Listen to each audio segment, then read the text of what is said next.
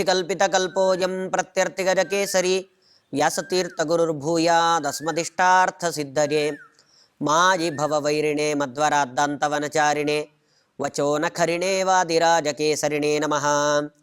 ಧ್ರುವಾದಿಧ್ವಾಂತರವಜೇ ವೈಷ್ಣವೇಂದೀವರೇಂದವೇ ಶ್ರೀರಾಘವೇಂದ್ರ ಗುರವೇ ನಮೋತ್ಯಂತ ದಯಾಲವೇ.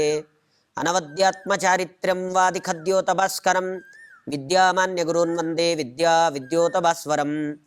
ತಪಸ್ವಾಧ್ಯಾಯ ಶುಶ್ರೂಷಾ ಕೃಷ್ಣ ಪೂಜಾರತಂ ಮುನಿಂ ವಿಶ್ವೇಶಮಿಷ್ಟದಂ ವಂದೇ ಪರಿವ್ರಾಟ್ ಚಕ್ರವರ್ತಿನಂ. ಶ್ರೀ ಗುರುಭ್ಯೋ ನಮಃ. ಶ್ರೀ ವಿಶ್ವೇಶತೀರ್ಥ ಗುರುಭ್ಯೋ ನಮಃ. ಭಗವಂತನ ಮತ್ತೆರಡು ಹೊಸ ಅವತಾರಗಳ ಬಗ್ಗೆ ತಿಳಿಸಿಕೊಡ್ತಾ, ಯಜ್ಞನಾಮಕ ಭಗವಂತನ ಅವತಾರ, ಕಪಿಲನಾಮಕ ಅವತಾರ, ಸಾಂಖ್ಯಶಾಸ್ತ್ರವನ್ನು ಭಗವಂತ ಉಪದೇಶ ಮಾಡಿದ. ಯಜ್ಞನಾಮಕ ಭಗವಂತ ತಾನು ಈಶಾವಾಸ್ಯ ಮಂತ್ರಗಳಿಂದಾಗಿ ಸ್ವಯಂಭುವ ಮನುವಿನಿಂದ ಸ್ತೋತ್ರ ಮಾಡಲ್ಪಟ್ಟವನಾಗಿ ಸ್ವಯಂಭುವ ಮನುವನ್ನು ರಕ್ಷಿಸ್ತಾನೆ. ಹೀಗೆ ಆ ಎರಡೂ ರೂಪಗಳ ಬಗ್ಗೆ ತಿಳಿಸಿ, ಇವಾಗ ಪರಿಚಯ ಇದೆ, ಆದರೂ ಅದನ್ನು ನಾವು ದಶಾವತಾರಗಳಲ್ಲಿ ಕಾಣೋದಿಲ್ಲ. ಆದ್ದರಿಂದ ಅದರ ಬಗ್ಗೆ ಹೇಳ್ತಾರೆ.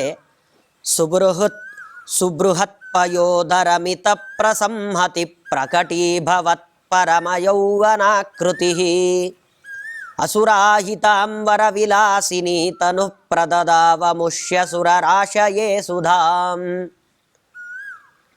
ಭಗವಂತನ ಮತ್ತೊಂದು ವಿಶಿಷ್ಟವಾದ ರೂಪ ಅದು ಧನ್ವಂತರಿ ರೂಪ.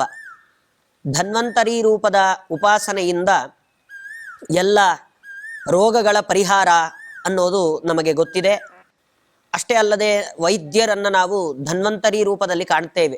ಧನ್ವಂತರಿ ನಾಮಕ ಭಗವಂತ ಎಲ್ಲ ವೈದ್ಯರಲ್ಲೂ ತಾನು ನಿಂತು ನಮ್ಮ ಜೀವವನ್ನು ತಾನು ರಕ್ಷಣೆ ಮಾಡ್ತಿದ್ದಾನೆ. ಆ ಧನ್ವಂತರಿ ರೂಪವನ್ನು ಭಗವಂತ ಯಾವಾಗ ಆ ಸಂದರ್ಭವನ್ನು ಅವರು ವಿವರಣೆ ಮಾಡ್ತಾ ಹೇಳ್ತಾರೆ. ಪ್ರಕಟೀಭವತ್ ಪರಮ ಯೌವನಾಕೃತಿ ಅಸುರಾಹಿತಾಂ ವರ ವಿಲಾಸಿನಿ ತನು. ಯಾಕೆ ಆ ಭಗವಂತ ಯಾವ ಸಂದರ್ಭದಲ್ಲಿ ಅವತಾರವನ್ನು ಮಾಡಿದ ಅಂದರೆ, ಎಲ್ಲ ಸಮುದ್ರ ಮಥನ ದಶಾವತಾರ ಪ್ರಾರಂಭದ ಕೂರ್ಮಾವತಾರದ ಬಗ್ಗೆ ನಿರೂಪಣೆ ಮಾಡ್ತಾ ಅದರಲ್ಲಿ ನೋಡಿದ್ವಿ. ಮಂದರ ಪರ್ವತವನ್ನು ತಗೊಂಡು ಬರ್ತಾರೆ, ಅದನ್ನು ಪೂರ್ತಿ ಮಥನ ಮಾಡ್ತಾರೆ. ಆ ಮಂದರ ಪರ್ವತವನ್ನು ಮಥನ ಮಾಡಬೇಕಾದ್ರೆ ಬೇಕಾದಷ್ಟು ವಸ್ತುಗಳು ಬರುತ್ತೆ. ಐರಾವತ ಬರುತ್ತೆ, ಪಾರಿಜಾತ ವೃಕ್ಷ ಬರುತ್ತೆ, ತುಳಸಿ ಮೊದಲಾದ ಬೇಕಾದಷ್ಟು ಅತ್ಯಮೂಲ್ಯವಾದಂತಹ ವಸ್ತುಗಳು ಬರುತ್ತೆ. ಅದರ ಜೊತೆಗೆ ಕಾಲಕೂಟ ವಿಷವೂ ಕೂಡ ಬರುತ್ತೆ. ಅದಾದ ನಂತರದಲ್ಲಿ ಅಮೃತ ಅನ್ನೋದು ಯಾವ ಮುಖ್ಯ ಉದ್ದೇಶ, ಸಮುದ್ರ ಮಥನದ ಮುಖ್ಯ ಉದ್ದೇಶವೇ ಅಮೃತಪಾನ. ಅಮೃತಪಾನವನ್ನು ಮಾಡಬೇಕು ಅನ್ನುವ ದೃಷ್ಟಿಯಿಂದ ಆ ಅಮೃತದ ಘಟವನ್ನು ಪೂರ್ತಿ ಬಂಗಾರದ ಕಲಶ, ಅದರ ತುಂಬ ಅಮೃತವನ್ನು ತುಂಬಿ ಈ ಧನ್ವಂತರಿ ನಾಮಕ ಭಗವಂತ ತಾನೇ ತನ್ನ ಕೈಯಲ್ಲಿ ಧರಿಸಿಕೊಂಡು ಮೇಲಕ್ಕೆ ಬರ್ತಾನೆ. ಆ ಮಂದರ ಪರ್ವತದ ಒಳಗಿನಿಂದ ಬಂದರೆ ಅಸುರರೆಲ್ಲ ಏನು ಮಾಡ್ತಾರೆ, ಅವರು ಹೋಗಿ ಆ ಧನ್ವಂತರಿಯ ಕೈಯಿಂದ ಅಮೃತ ಕಲಶವನ್ನು ಕಿತ್ಕೊಂಡು ತಾವು ಮಾತ್ರ, ತಮ್ಮ ಸಂಘದವರು ಮಾತ್ರ ಅದನ್ನು ಪಾನ ಮಾಡಬೇಕು. ಅಸುರರು ಮಾತ್ರ ಪಾನ ಮಾಡಬೇಕು, ದೇವತೆಗಳಿಗೆ ಅದು ಸಿಗಬಾರದು. ಇಬ್ಬರೂ ಸೇರಿ ಸಮುದ್ರ ಮಥನ ಮಾಡಿದ್ರಿಂದಾಗಿ ಬಂದದ್ದು ಅಮೃತ. ವಾಸ್ತವಿಕವಾಗಿ ಸರಿಯಾಗಿ ಅರ್ಧರ್ಧ ಭಾಗವನ್ನು ಮಾಡಿ ಇಬ್ಬರೂ ಕೂಡ ಹಂಚಿಕೊಳ್ಬೇಕಾಗಿತ್ತು. ಆದರೆ ಅಸುರರು ಅವರ ಸ್ವಭಾವ ಅದು ಅಷ್ಟು ಸುಲಭಕ್ಕೆ ಹೋಗುವಂಥದ್ದಲ್ಲ. ಅವರು ಧನ್ವಂತರಿಯಿಂದಾಗಿ ಅದನ್ನು ಕಿತ್ಕೊಂಡು ತಾವು ಹೋಗ್ತಾರೆ. ಇಲ್ಲಿ ಏನಂತ ಪ್ರಶ್ನೆ ಬರುತ್ತೆ ಅಂದರೆ, ಧನ್ವಂತರಿ ಭಗವಂತನದ್ದೇ ರೂಪ, ಸಾಕ್ಷಾತ್ ನಾರಾಯಣನೇ ಧನ್ವಂತರಿ ರೂಪದಿಂದ ತಾನು ಆ ಧನ್ವಂತರಿ ರೂಪವನ್ನು ತಾಳಿ ಅಮೃತ ಕಲಶವನ್ನು ಹಿಡ್ಕೊಂಡು ಬರ್ತಾನೆ. ಭಗವಂತನಿಗೆ ಅಸುರರು ಕಿತ್ಕೊಂಡು ಹೋಗಬೇಕಾದ್ರೆ ಅದನ್ನು ತಡೆಯುವ ಸಾಮರ್ಥ್ಯ ಇರಲಿಲ್ವಾ? ಯಾಕೆ ಹಾಗೇ ಇದ್ದ? ತಡಿಬೋದಾಗಿತ್ತಲ್ಲ, ಕೊಡದೇ ಇರ್ಬೋದಾಗಿತ್ತಲ್ಲ. ಯಾಕೆ ಅದನ್ನು ಕಿತ್ಕೊಂಡು ಹೋಗಬೇಕಾದ್ರೆ ಭಗವಂತ ತಾನು ಸುಮ್ಮನೆ ಇದ್ದ? ಅವನಿಗೆ ಅಷ್ಟು ಸಾಮರ್ಥ್ಯ ಇಲ್ವಾ ಅಂತ ಒಂದು ಪ್ರಶ್ನೆ ಬರುತ್ತೆ. ಅದಕ್ಕೆ ಮಧ್ವಾಚಾರ್ಯರು ಮತ್ತೊಂದು ಗ್ರಂಥದಲ್ಲಿ ಅದಕ್ಕೆ ಉತ್ತರವನ್ನು ಕೊಡ್ತಾರೆ. ಮಹಾಭಾರತ ತಾತ್ಪರ್ಯ ನಿರ್ಣಯದಲ್ಲಿ ಈ ಪ್ರಸಂಗವನ್ನು ತಾವೇ ಉದಾಹರಿಸಿ ಅದರಲ್ಲಿ ಅವರು ಉತ್ತರವನ್ನು ಕೊಡ್ತಾರೆ. ಏನಂದರೆ, ಭಗವಂತನಿಗೆ ಸಾಮರ್ಥ್ಯ ಇಲ್ಲ ಅಂತ ಅದರ ಅರ್ಥ ಅಲ್ಲ. ಭಗವಂತ ಏನನ್ನ ಆ ಸಮಯದಲ್ಲಿ ತಾನೇನು ತೋರಿಸಿಕೊಟ್ಟ ಜಗತ್ತಿಗೆ ಅಂದರೆ, ಅಸುರರು ಅಂದರೆ ಇಷ್ಟೇ, ಅವರ ಸ್ವಭಾವ ಇಂಥದ್ದು. ಅವರು ಯಾವತ್ತಿಗೂ ಅವರನ್ನು ನಂಬಿ ನಾವು ಯಾವ ಕೆಲಸವನ್ನು ಮಾಡಲಿಕ್ಕಾಗೋದಿಲ್ಲ. ಅವರಿಂದ ನಾವು ಏಳಿಗೆಯನ್ನು ಪಡ್ಕೊಳ್ಳಿಕ್ಕೆ ಸಾಧ್ಯ ಇಲ್ಲ. ಅವರ ಸ್ವಭಾವ ಅದು ದುಷ್ಟ ಸ್ವಭಾವ. ಅವರು ನಮ್ಮ ಜೊತೆಗೆ ಚೆನ್ನಾಗೇ ಇರ್ತಾರೆ, ನಮ್ಮ ಜೊತೆಗೆ ಸೇರಿ ಸಮುದ್ರ ಮಥವನ್ನು ಮಾಡ್ತಾರೆ, ಎಲ್ಲ ಸರಿ. ಆದರೆ ಕೊನೆಗೆ ಅವರು ಮಾಡುವ ತೀರ್ಮಾನ ಏನಂದರೆ ಸ್ವಾರ್ಥ. ನಾವು ಚೆನ್ನಾಗಿದ್ದರೆ ಸಾಕು, ಬೇರೆಯವರು ಅವರನ್ನು ಕಟ್ಕೊಂಡು ನಮಗೆ ಏನೂ ಆಗಬೇಕಾಗಿಲ್ಲ, ಅವರ ಸುಖದ ಆಲೋಚನೆ ಅದು ನಮಗೆ ಬೇಡ, ನಾವು ಚೆನ್ನಾಗಿದ್ದರೆ ಸಾಕು. ಅಲ್ಲ, ನಮ್ಮ ಜೊತೆಗೆ ಅವರು ಕಷ್ಟಪಟ್ಟಿದ್ದಾರಲ್ಲ ಅಂದರೆ ಅವರ ಕಷ್ಟಕ್ಕೆ ನಮಗೆ ಬೆಲೆ ಇಲ್ಲ, ನಮಗೆ ಸಿಕ್ತಾ ನಾವು ತೃಪ್ತರಾದವಾ ಅಲ್ಲಿಗೆ ಸಾಕು. ಅದಕ್ಕೋಸ್ಕರ ನಾವು ಎಂಥ ನೀಚ ಮಾರ್ಗಕ್ಕೆ ಬೇಕಾದರೂ ಇಳಿತೀವಿ.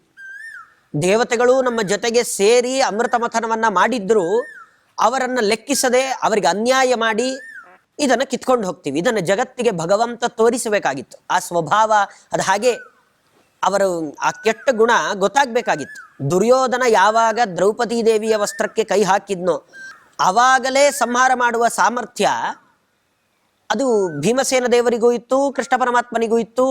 ಅದು ಎಲ್ರಿಗೂ ಗೊತ್ತಿರುವ ವಿಷಯವೇ. ಆದ್ರೆ ಯಾಕಿದ್ರು? ದುರ್ಯೋಧನನ ಸ್ವಭಾವ ಎಲ್ಲರಿಗೂ ಪರಿಚಯ ಆಗಬೇಕು, ಎಂಥ ನೀಚ ಅನ್ನೋದು ಗೊತ್ತಾಗಬೇಕು.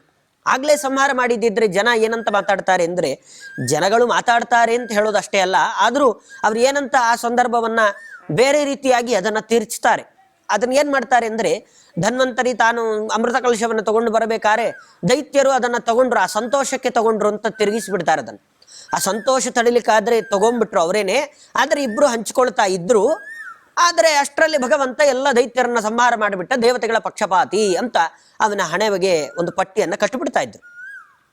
ಸರ್ವ ಸಮರ್ಥನಾಗಿದ್ರೂ ಕೂಡ ಭಗವಂತ ಆ ಕೆಲಸ ಅದಕ್ಕೆ ಮಾಡಲಿಲ್ಲ. ಅವ್ರು ಏನು ಮಾಡ್ತಾರೆ ಅನ್ನೋದನ್ನು ತೋರಿಸಿಕೊಟ್ಟ, ಅವಕಾಶ ಕೊಟ್ಟ. ಅವರ ಸ್ವಭಾವ ಏನಾಯಿತು ಅಂದರೆ, ಅಮೃತ ಕಲಶವನ್ನು ತಗೊಂಡು ಹೋಗಿ ಅವರ ಮನಸ್ಸಲ್ಲಿ ಅದನ್ನು ವಾಪಸ್ ದೇವತೆಗಳಿಗೆ ಕೊಡುವ ಮನೋಭಾವ ಇರಲೇ ಇರಲಿಲ್ಲ. ತಮ್ಮ ತಮ್ಮ ಗುಂಪೇ ಸೇರಿ ಅವರೇ ಎಲ್ಲ ಅಮೃತವನ್ನು ಪಾನ ಮಾಡಬೇಕು ಅಂತ ನಿಂತುಕೊಂಡ್ರು. ಆಗ ಭಗವಂತ ಅವರನ್ನೆಲ್ಲ ಮೋಹಗೊಳಿಸ್ತಾನೆ. ಒಂದೇ ಶ್ಲೋಕದಲ್ಲೇ ಈ 2 ಅದ್ಭುತ ಅವತಾರಗಳನ್ನು ಹೇಳ್ತಾರೆ. ಒಂದು ಧನ್ವಂತರಿ. ಈ ಧನ್ವಂತರಿಯನ್ನ ನಾಮಕ ಭಗವಂತನ ಉಪಾಸನೆಯನ್ನ ನಿರಂತರ ಮಾಡಿದರೆ ನಮಗೆ ರೋಗ ಬರುವ ಸಾಧ್ಯತೆಗಳೇ ಇಲ್ಲ. ವಿಶ್ವಾಸವು ಫಲದಾಯಕ. ವಿಶ್ವಾಸ ಇಡಬೇಕು. ಒಂದು ಲೋಟ ನೀರನ್ನ ಮುಟ್ಟುಕೊಂಡು ಧನ್ವಂತರಿಯ ಆ ನಾಮವನ್ನು 10 ಸತಿ ಹೇಳಿ ಆ ನೀರನ್ನು ಕುಡಿದರೆ ರೋಗಗಳು ವಾಸಿಯಾಗುತ್ತೆ. ಇನ್ನು ಮುಖ್ಯವಾಗಿ ಧನ್ವಂತರಿಯನ್ನ ಸ್ಮರಣೆ ಮಾಡೋದ್ರಿಂದಾಗಿ ನಮಗೆ ಬರೀ ದೇಹದ ರೋಗಗಳಷ್ಟೇ ಅಲ್ಲ, ಮಾನಸಿಕ ಮತ್ತು ಬುದ್ಧಿಗೆ ತುಂಬಿದ ಅಜ್ಞಾನ ಅದು ಕೂಡ ಕೊಚ್ಚಿಕೊಂಡು ಹೋಗುತ್ತೆ. ಇದು ಭಗವಂತ ನಮಗೆ ಮಾಡುವ ಅನುಗ್ರಹ. ಬರೀ ನಾಮಸ್ಮರಣೆಗೆ ಇಷ್ಟು ಶಕ್ತಿ ಭಗವಂತ ತುಂಬಿದ್ದಾನೆ. ಕಲಿಯುಗದಲ್ಲಿ ಅದು ವಿಶೇಷ. ಕಲಿಯುಗದಲ್ಲಿ ನಾಮಸ್ಮರಣೆಗೆ ತುಂಬ ಬೆಲೆ ಕೊಡ್ತಾರೆ. ಬಹಳ ಎತ್ತರದ ಸ್ಥಾನಕ್ಕೆ ಅದನ್ನು ತಗೊಂಡು ಹೋಗಿದ್ದಾರೆ. ಹಾಗಾಗಿ ಈ ಧನ್ವಂತರಿ ನಾಮಕ ಭಗವಂತನನ್ನ ಬಹಳ ಸುಂದರವಾದ ರೂಪ ಧನ್ವಂತರಿ ರೂಪ. ಚಂದ್ರೌಗ ಕಾಂತಿ ಅಮೃತೋರು ಕರೀರ್ ಜಗಂತಿ ಅಂತ ಹೇಳ್ತಾರೆ. ಚಂದ್ರಮಂಡಲದ ತನ್ನ ಹಿಂದೆ ಆ ಚಂದ್ರಮಂಡಲ ಕಾಣ್ತಾ ಇರುತ್ತೆ, ಆದರೆ ಅದನ್ನು ಮೀರಿಸಿದ ಕಾಂತಿ ಭಗವಂತನದ್ದು.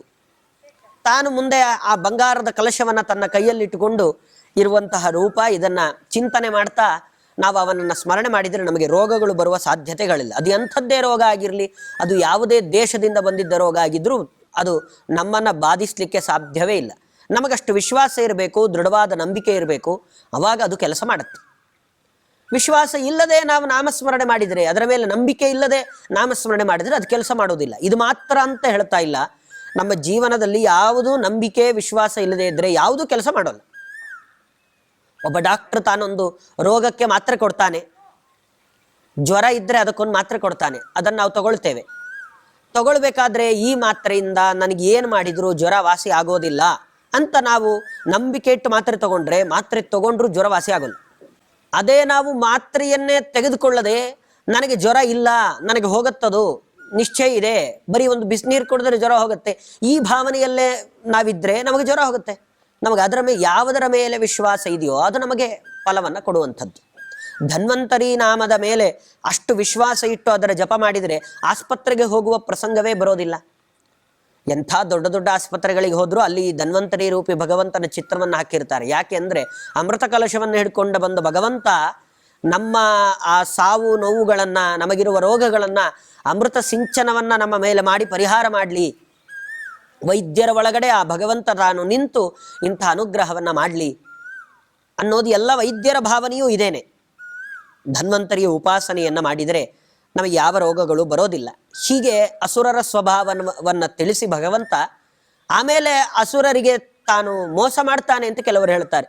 ಭಗವಂತ ಅಸುರರಿಗೆಲ್ಲ ಅನ್ಯಾಯ ಮಾಡಿ ಆಮೇಲೆ ದೇವತೆಗಳಿಗೆ ಕೊಟ್ಟ ಅಂತ. ಅಸುರರಿಗೆ ಭಗವಂತ ಏನು ಅನ್ಯಾಯ ಮಾಡಿದ? ವಾಸ್ತವಿಕವಾಗಿ ಅಸುರರೇ ದೇವತೆಗಳಿಗೆ ಅನ್ಯಾಯವನ್ನು ಮಾಡಿದರು, ಅಮೃತ ಕಲಶವನ್ನು ಕಿತ್ಕೊಂಡು ಹೋಗಿ. ಭಗವಂತ ನ್ಯಾಯವನ್ನು ತೋರಿಸಿದ ಅಷ್ಟೇ. ತಾನು ನ್ಯಾಯವಾಗಿ ಯಾರಿಗೆ ಸೇರಬೇಕೋ ಅವ್ರಿಗೆ ಅದನ್ನು ಸೇರಿಸ್ದ. ಮೋಹಿನಿ ರೂಪವನ್ನು ತಾಳ್ತಾನೆ. ಮೋಹಿನಿ ರೂಪ ಅದು ಬಹಳ ಸುಂದರವಾದ ರೂಪ, ಸ್ತ್ರೀ ರೂಪ. ಭಗವಂತನದ್ದೇ ಸ್ತ್ರೀ ರೂಪ ಅದು. ಆ ಸ್ತ್ರೀ ರೂಪವನ್ನ ಎಲ್ಲ ಅಸುರರು ತಾವೇನು ನೋಡ್ತಾರಲ್ಲ, ಅವರದನ್ನು ನೋಡಿ ಮೋಹಕ್ಕೊಳಗಾಗ್ತಾರೆ. ಮೋಹಿನಿ ಎಲ್ಲ ಅಸುರರನ್ನು ಮೋಹಗೊಳಿಸ್ತಾನೆ ಭಗವಂತನೇ ಸ್ತ್ರೀ ರೂಪದಿಂದ. ಅದಕ್ಕೆ ದೊಡ್ಡವರೊಂದು ಮಾತು ಹೇಳ್ತಾರೆ, ಏನಂದ್ರೆ ನಾವು ಹಣದ ಹಿಂದೆ, ಸ್ತ್ರೀಯರ ಹಿಂದೆ, ಅಥವಾ ಒಂದು ಪ್ರತಿಷ್ಠೆಯ ಹಿಂದೆ, ಇದ್ರ ಹಿಂದೆ ಬಿದ್ದರೆ ನಮಗೆ ತೊಂದರೆ ಆಗುತ್ತೆ. ನಾವು ನಮ್ಮ ಜೀವನದಲ್ಲಿ ಶ್ರೇಯಸ್ಸನ್ನು ಕಾಣಲಿಕ್ಕೆ ಸಾಧ್ಯ ಇಲ್ಲ ಅಂತ. ನಾವು ಇತ್ತೀಚೆಗೆ ಕಾಣುವಂತಹ ಚಾಣಕ್ಯ ಬಹಳ ಒಳ್ಳೆಯ ನೀತಿಶಾಸ್ತ್ರಜ್ಞ, ಅರ್ಥಶಾಸ್ತ್ರಜ್ಞ, ಅವನ ಬಾಯಲ್ಲೂ ಇದೇ ಮಾತು ಬರುತ್ತೆ. ಅತಿಯಾಗಿ ಸ್ತ್ರೀಯರ ಜೊತೆಗೆ ಸಂಪರ್ಕವನ್ನು ಇಟ್ಕೊಂಡಿದ್ರೆ, ಸ್ತ್ರೀ ಲೋಲುಪನಾಗಿದ್ದರೆ ಅವನು ತನ್ನ ಜೀವನದಲ್ಲಿ ಏಳಿಗೆಯನ್ನು ಕಾಣೋದಿಲ್ಲ ಅಂತ. ಈ ಅಸುರರ ಸ್ವಭಾವ ಅದು. ಅದನ್ನು ನಾವು ತಗೊಂಡ್ರೆ ಒಳ್ಳೆಯ ಸ್ಥಾನ ಆಗಲಿ, ಉನ್ನತ ಸ್ಥಾನಕ್ಕೆ ಹೋಗ್ಲಿಕ್ಕೆ ನಮ್ಮಿಂದ ಸಾಧ್ಯ ಆಗೋದಿಲ್ಲ. ಈ ಅಸುರರೆಲ್ಲ ಅಮೃತ ಕಳಶವನ್ನ ಕುಡಿಬೇಕು, ಅದನ್ನು ಮಾಡೋದಿಲ್ಲ. ಅವರು ತಗೊಂಡು ಬಂದು ಮೋಹಿನಿ ಕೈಗೆ ಕೊಡ್ತಾರೆ. ಅವರವರಲ್ಲೇ ಗಲಾಟೆ ಆಗುತ್ತೆ. ತಗೊಂಡು ಹೋದ ತಕ್ಷಣ ಅವರೇನು ಕುಡಿಯೋಣ ಅಂದ್ರೆ ಸಲೀಸಾಗಿ ಸ್ವಲ್ಪ ಕುಡಿದು ಮತ್ತೊಬ್ಬರಿಗೆ ಕೊಡುವ ಸ್ವಭಾವವು ಅವ್ರದ್ದಲ್ಲ. ತಗೊಂಡು ಹೋದ್ರೆ ಅವರಲ್ಲೂ ಆ ನೆಮ್ಮದಿ ಇರೋದಿಲ್ಲ, ಗಲಾಟೆ ಮಾಡ್ತಾರೆ. ಮೊದಲು ನಾನು ಕುಡಿಬೇಕು, ನಾನು ಸ್ವಲ್ಪ ಜಾಸ್ತಿ ಕುಡಿಬೇಕು, ನಾನು ಸ್ವಲ್ಪ ಜಾಸ್ತಿ ಕುಡಿಬೇಕು. ಈ ಗಲಾಟೆ ಅವರವರಲ್ಲೇ ಪ್ರಾರಂಭ ಆಗುತ್ತೆ. ಹೇಗಿದೆ ನೋಡಿ, ತಾವು ಅಮೃತ ಕಲಶವನ್ನ ಕದ್ದಿದ್ದಾಯ್ತು, ಕದ್ದಿದ್ದಾದ ಮೇಲೆ ನೆಮ್ಮದಿಯಾಗಿ ಕುಡಿತಾರ? ಅದು ಇಲ್ಲ. ಅಂದರೆ ಅದನ್ನು ಭಗವಂತ ನಮ್ಮ ಜೀವನದಲ್ಲಿ ಅದನ್ನು ಅಳವಡಿಸಿಕೊಂಡು ನೋಡೋದಾದರೆ, ಕೆಲವರು ಎಷ್ಟೋ ಜನ ಬೇಕಾದಷ್ಟು ಲಂಚ ತಗೊಳ್ತಾರೆ, ಲೆಕ್ಕವೇ ಇಲ್ಲ, ಅಷ್ಟು ದುಡ್ಡು ಮಾಡಿರ್ತಾರೆ, ನೆಮ್ಮದಿಯಾಗಿರ್ತಾರ? ಇಲ್ಲ. ಯಾವಾಗ ಬರ್ತಾರೋ, ಯಾರು ಬರ್ತಾರೋ, ನನ್ನನ್ನು ಯಾರು ಕರ್ಕೊಂಡು ಹೋಗ್ತಾರೋ, ನಮ್ಮವರಲ್ಲೇ ಯಾರಿಗೆ ಹೇಳ್ಕೊಟ್ಬಿಡ್ತಾರೋ, ಯಾರು ಬಂದು ಕಳ್ತನ ಮಾಡಿಬಿಡ್ತಾರೋ, ನೆಮ್ಮದಿಯೇ ಇರೋದಿಲ್ಲ. ಇದೆಲ್ಲ ಅಸುರ ಸ್ವಭಾವ. ದುಡ್ಡು ತಗೊಳ್ಬೇಕಾದ್ರೆ ಸಂತೋಷವಾಗಿ ತಗೊಳ್ಳಿಕ್ಕೂ ಸಾಧ್ಯ ಇಲ್ಲ, ಭಯದಲ್ಲೇ ದುಡ್ಡು ತಗೊಳ್ತಾರೆ. ಅದೇ ದುಡ್ಡಲ್ಲಿ ಭಯದಲ್ಲೇ ಜೀವನ ಮಾಡಿ ಕೊನೆಗೆ ಆ ಜೀವನವನ್ನು ಸಂತೋಷ ಇಲ್ಲದೆ ಕಳೆದು ಬಿಡ್ತಾರೆ. ದೇವತೆಗಳು ತಲೆ ಕೆಡಿಸ್ಕೊಳ್ಳೋದಿಲ್ಲ. ದೇವರು ಏನಾದರೂ ಒಂದು ಅವನನ್ನು ನಂಬಿರ್ತಾರೆ, ಅದಕ್ಕೆ ಅವರಿಗೆ ವಿಶ್ವಾಸ ಭಗವಂತನ ಮೇಲೆ. ದೇವತೆಗಳಿಗೆ ಭಗವಂತ ಮೋಹಿನಿ ರೂಪದಿಂದ ಬಂದು ಅವರ ಗಲಾಟೆ ನಿಲ್ಲಿಸ್ತಾನೆ, ಆ ದೈತ್ಯರ ಗಲಾಟೆ ನಿಲ್ಲಿಸಿ ಭಗವಂತ ಅಮೃತ ಕಲಶವನ್ನು ಮೊದಲು ತನ್ನ ಕೈಗೆ ತಗೊಳ್ತಾನೆ. ಅವರೇ ತಂದು ಕೊಟ್ಬಿಡ್ತಾರೆ. ನೀನು ನಮಗೆಲ್ಲ ಸಮವಾಗಿ ಹಂಚು, ಆ ಜವಾಬ್ದಾರಿ ನಿಂದು ಅಂತ ಕೊಟ್ಬಿಡ್ತಾರೆ. ಎಲ್ಲ ಸಾಲ ಕೂಡಿಸ್ತಾನೆ ಭಗವಂತ. ಈ ಕಡೆ ದೇವತೆಗಳನ್ನ, ಈ ಕಡೆ ದೈತ್ಯರನ್ನ ಕೂಡಿಸಿ ಭಗವಂತ ತಾನು ದೈತ್ಯರಿಗೆಲ್ಲ ಅಮೃತವನ್ನು ಹಂಚ್ತಾನೆ. ದೈತ್ಯರು ಅನ್ಯಾಯ ಮಾಡಿದ್ರಲ್ಲ, ದೇವತೆಗಳಿಗೆಲ್ಲ ಪೂರ್ತಿ ಅಮೃತವನ್ನು ಹಂಚಿ ದೈತ್ಯರು ಅನ್ಯಾಯವನ್ನು ಮಾಡಿದ್ದಲ್ಲ, ಅವರು ನಮಗೆಲ್ಲ ಅಮೃತನೇ ಹಂಚಿದಾಳೆ ಮೋಹಿನಿ ಅಂತ ತಿಳ್ಕೊಳ್ತಾರಲ್ಲ ಅಷ್ಟೇ.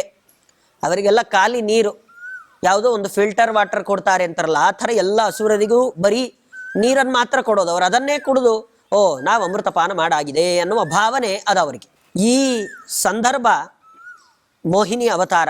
ಭಗವಂತನ ಈ ಎರಡು ಅವತಾರಗಳನ್ನು ನಿರಂತರ ಚಿಂತನೆ ಮಾಡಿದರೆ, ಮೋಹಿನಿ ಅವತಾರವನ್ನು ಚಿಂತನೆ ಮಾಡೋದ್ರಿಂದ ಏನು ಲಾಭ?